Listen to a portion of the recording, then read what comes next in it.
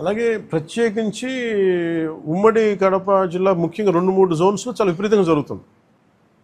అంటే అది చాలా అసలు విలువైన వుడ్, అది అసలు ఆ సిస్టమ్ అంతా ఆ అడవికి చాలా అవసరం. అది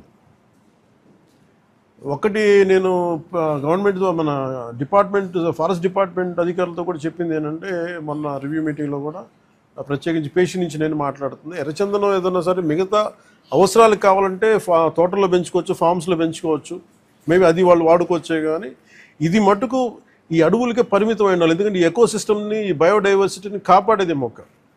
సో అందుకని దీని మీద ప్రత్యేకించి మేము శ్రద్ధ తీసుకుంటా ఉన్నాం.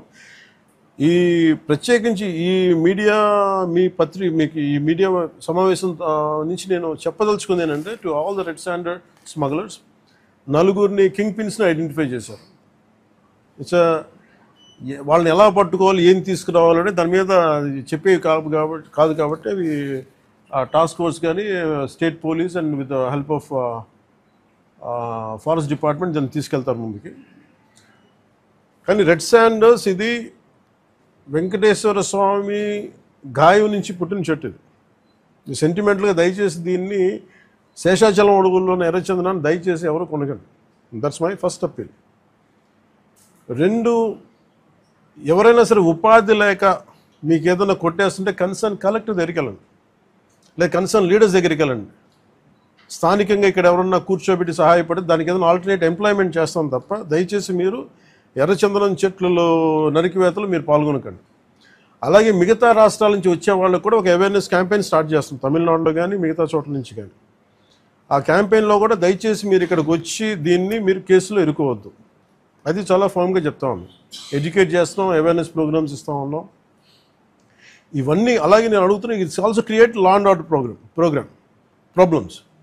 అది ఎలా చేస్తున్నారంటే, వీళ్ళు నరికి దొంగలు తీసుకెళ్ళిపోతున్నప్పుడు వీళ్ళని ఆపాలనుకున్నప్పుడు వీళ్ళు లైసెన్స్ ప్లేట్ లేని కార్లు కావచ్చు, లేదంటే అసలు ఇంజిన్లో కూడా చాసిస్ మీద నెంబర్లు చెడిపేసి దొంగతనం చేసిన కార్లు, అది ఒక చాలా క్రమబద్ధీకరణతో జరుగుతుంది, చాలా మెథాడికల్గా జరుగుతుంది. సో వీళ్ళకి మేమేం చేసుకున్నామంటే, 1 సింపుల్ వార్నింగ్ అందరికీ ఇస్తుంది, ముఖ్యంగా రెడ్ శాండర్స్ అందరికీ కూడా. రెడ్ శాండర్స్ని ఎవరైతే సపోర్ట్ చేస్తున్నారో, మీరు స్మగ్లర్స్ కావచ్చు, కొట్టేసే వాళ్ళు కావచ్చు, కింగ్ పిన్స్ కావచ్చు, it's a very firm warning to you all. Operation Kagar లాంటిది ఎక్స్ట్రీమ్ లెఫ్ట్ వింగ్ ఎక్స్ట్రీజంనే హ్యాండిల్ చేయగలిగినప్పుడు ఈ కంట్రీ, ఒక ఐడియాలజికల్ బేస్డ్ ఉన్న వాళ్ళే కూర్చోబెట్టి కష్టమైపోతుంది లొంగిపోతున్నప్పుడు మిమ్మల్ని తాట తీసి కూర్చోబెట్టేస్తాం స్మగ్లర్లందరినీ. It's just a political will అంతే. మీరు కనుక ఇదే పనిగా చేస్తే 6 to 9 months or 1 year అదే పని ఆపరేషన్ పెడతాం మీ అందరికీ. మీరు స్వచ్ఛందంగా ఆపారా మంచిది, మీరు ఆపలేదా, ఒక 1 year 1.5 year ప్రత్యేకమైన special zone, special operation create చేసి మళ్ళీ ఇంకా రెడ్ శాండర్స్ ఎవడన్నా తిరగాలి చెట్టు కొట్టాలంటే కూడా భయపెట్టే స్థితికి మేము తీసుకొస్తాం.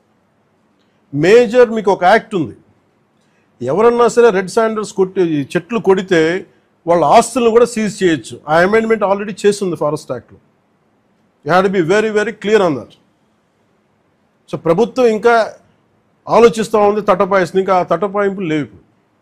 మీకు వెరీ స్టర్న్గా వెరీ ఫర్మ్గా చెప్తున్నాం, రెడ్ శాండర్ స్మగ్లర్స్ అందరికీ కూడా, దాంట్లో పాల్గొనే వాళ్ళు ప్రతి ఒక్కళ్ళకి కూడా it's a matter of time. So మీ అందరూ కూడా మర్యాదగా మీరు వెనక్కి వెళ్ళిపోయి వేరే పనులు చూసుకుంటారా లేదా ఇవే చేస్తారనేది చాయిస్ ఇస్ యువర్స్. ఎందుకంటే వన్స్ మేము ఆపరేషన్ స్టార్ట్ చేసినప్పుడు మటుకు ముఖ్యమంత్రి గారి దృష్టికి తీసుకెళ్తాం, ఆల్రెడీ ఆయన స్టార్ట్ చేశారు. ఇవన్నీ కాకుండా మేము బోల్డ్గా నరికేస్తాం, మమ్మల్ని ఎవరు ఏం చేయరంటే, ఇది ఒక ఎన్డీఏ గవర్నమెంట్, గుర్తుపెట్టుకోండి. It's a tough government. ప్రజల వెల్ఫేర్ ఎంత కోరుకుంటుందో, పర్యావరణాన్ని ప్రకృతిని మీరు విధ్వంసం చేసి ఎర్రచందనాన్ని అడ్డగోలుగా మీరు నరికేసి మీకు కనిపించేది ఈరోజు వెళ్ళి చూస్తున్న 1,60,000 ఎర్రచందనం చెట్లు నరికేసి ఎన్ని వేల కోట్లు డబ్బులు చేసుకున్నారో ఎవరిని మేము వదలం. ఇది మేము ఛాలెంజ్గా మీరు తీసుకొని మీరు చేస్తారంటే సంతోషంగా తీసుకోండి, ఆ కాన్సిక్వెన్స్ మీరు ఫేస్ చేద్దరు.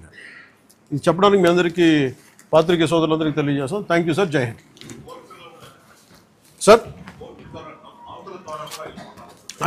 కోర్ట్స్ ద్వారానా?